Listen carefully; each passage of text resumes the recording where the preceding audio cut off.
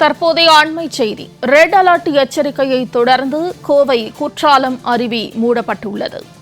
Red alert எச்சரிக்கை விடுக்கப்பட்டுள்ள நிலையில் கோவை குற்றாலம் அருவி மூடப்பட்டுள்ளது. கோவை நீலகிரி மாவட்டங்களுக்கு இன்று ரெட் அலர்ட் விடுக்கப்பட்டுள்ளது வானிலை ஆய்வு மையம். இதனைத் தொடர்ந்து கோவை குற்றாலம் அருவி மூடப்பட்டுள்ளது. கோவை நீலகிரி ஆகிய மாவட்டங்களுக்கு இன்று ரெட் அலர்ட் விடுக்கப்பட்டுள்ளது.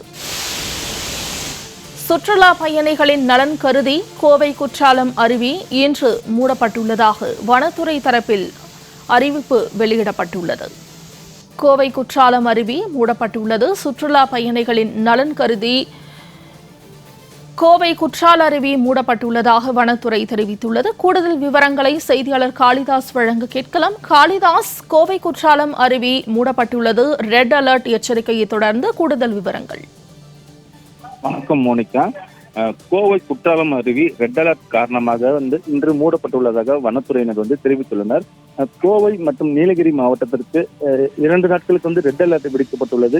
இந்த நிலையில் நீலகிரி மாவட்டம் மற்றும் கோவை மாவட்டத்தில் ஆங்காங்கே பரவலாக நேற்று இரவு மழை பெய்து வந்த காரணமாக கோவை குற்றாலத்தில் இன்று வெள்ளப்பெருக்கு ஏற்பட்டுள்ளதுனால பொதுமக்களுக்கு குளிப்பதற்கு இன்று தடை விதிக்கப்பட்டுள்ளது.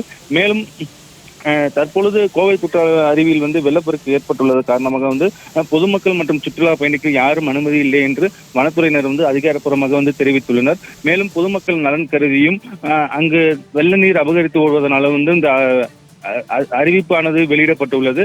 தொடர்ச்சியாக மேற்கு தொடர்ச்சி மலை பகுதியில் மழை பெய்து வந்த காரணமாக கடந்த சில நாட்களுக்கு முன்பு கோவை குற்றாலம் அருவி மூடப்பட்டு கடந்த 2 நாட்கள் முன்பு தான் திறக்கப்பட்ட நிலையில் மீண்டும் ரெட் அலர்ட் மற்றும் வெள்ளப்பெருக்கு காரணமாக மீண்டும் கோவை குற்றாலம் அருவி மூடப்பட்டுள்ளது. மேலும் ரெட் அலர்ட் தொடரும் வரை இந்த அருவி மூடப்பட்டு இருக்கும் என்று வனத்துறை சார்பில் கூறப்பட்டுள்ளது. மோனிஷா. காளிதாஸ், தகவல்களுக்கு நன்றி.